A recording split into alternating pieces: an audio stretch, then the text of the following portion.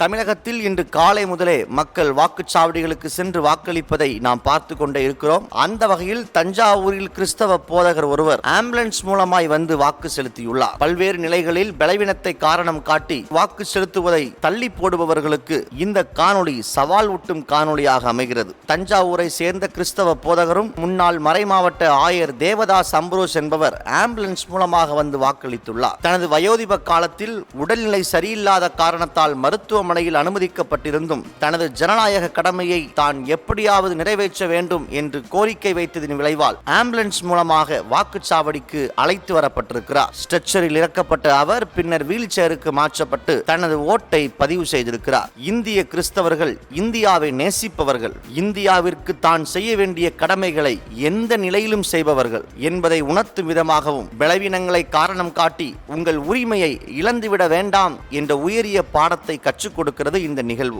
இந்த காணொளியை உங்கள் நண்பர்களுக்கும் பகிர்ந்து கொள்ளுங்கள். எந்த நிலையிலும் உங்கள் உரிமையை இழக்க வேண்டாம். இன்றே உங்கள் ஜனநாயக கடமையை நிறைவேற்றுங்கள். வாக்களிப்பது நம் ஒவ்வொருவரின் உரிமை மட்டுமல்ல, அது கடமை. நம்மை சிந்திக்க வைக்கும் இந்த காணொளியை உங்கள் நண்பர்களுக்கும் சமூக வலைதள குழுக்களுக்கும் பகிர்ந்து கொள்ளுங்கள். இந்தியாவில் தேவ சித்தம் நிறைவேறட்டும். நன்றி.